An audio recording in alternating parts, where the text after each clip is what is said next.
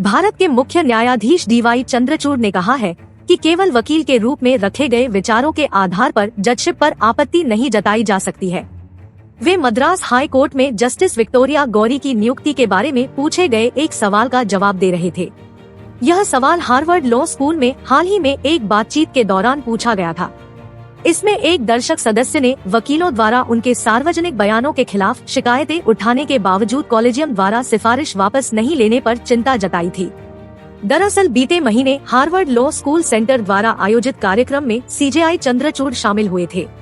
यहाँ उनसे पूछा गया था कि आपकी अध्यक्षता वाला कॉलेजियम उस सिफारिश को वापस लेने में सक्षम क्यों नहीं था, जबकि प्रशासनिक पक्ष देखा जाना चाहिए था।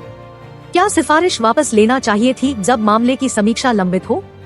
इस मामले को देखने के लिए आपने जो पीठ गठित की थी, उसने भी कहा था कि कॉलेजियम को दिए गए अभ्यावेदन के बावजूद आप सभी ने उस सिफारिश को वापस लेना उचित नहीं समझा। ये सवाल मद्रास हाई कोर्ट में विक्टोरिया गौरी की नियुक्ति के बारे में था। उन पर धार्मिक अल्पसंख्यकों के खिलाफ नफरत भरे भाषण देने का आरोप लग रहा था। CJI चंद्रचूड़ ने न्यायिक नियुक्तियों की प्रक्रिया में जांच एजेंसियों सहित विभिन्न संस्थाओं से कई स्तरों की जांच और प्रतिक्रिया के बारे में बताया।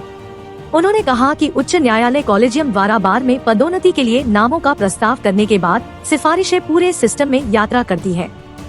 यह यात्रा उच्च न्यायालय से राज्य सरकार तक, राज्य सरकार से केंद्र सरकार तक और अंत में केंद्र से सर्वोच्च न्यायालय तक जारी रहती है। उन्होंने कहा कि उम्मीदवार के बारे में पूरी तरह से गहन जांच होती है। फिर उन्होंने पारदर्शिता को बढ़ावा देने और जजशिप के लिए विचार किए जाने वाले व्यक्तियों की गोपनीयता की रक्षा के बीच नाजुक संतुलन पर प्रकाश डाला। उन्होंने अत्यधिक जांच के कारण न्यायिक कार्यालय स्वीकार करने के लिए योग्य व्यक्तियों की अनिच्छा के बारे में आशंकाएं भी जताईं।